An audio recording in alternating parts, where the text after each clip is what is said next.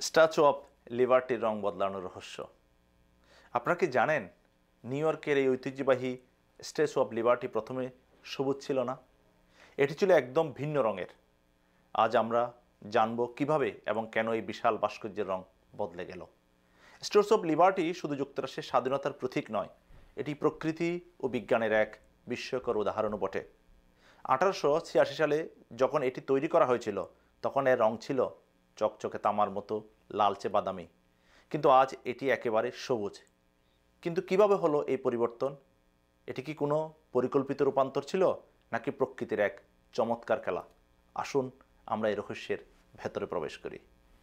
1886 সালে যখন ফরাসি ভাস্কর ফ্রেডেরিক এটি নির্মাণ করেন তখন স্ট্যাচু অফ লিবার্টির আসল রং ছিল চকচকে লালচে বাদামি। এটি তৈরি হয়েছিল প্রধানত তামা দিয়ে, যা প্রথমে তামার স্বাভাবিক রং বজায় রেখেছিল।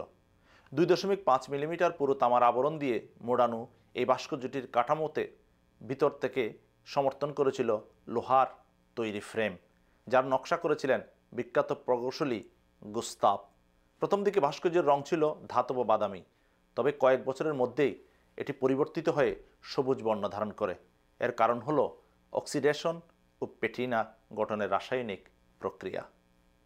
তামা যখন বাতাসের অক্সিজেন, পানি এবং সালফারের সংস্পর্শে আসে তখন এটি রাসায়নিক বিক্রিয়ার মাধ্যমে তামার অক্সাইড গঠন করে।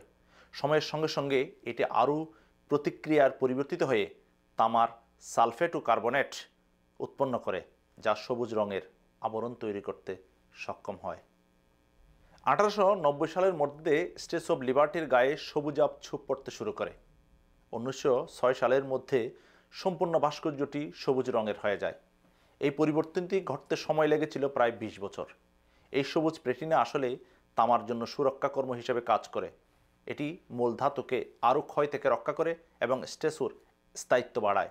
ফলে যুক্তরাষ্ট্র সরকার এবং বিজ্ঞানীরা এটিকে অপরিবর্তিত রাখার সিদ্ধান্ত নেন।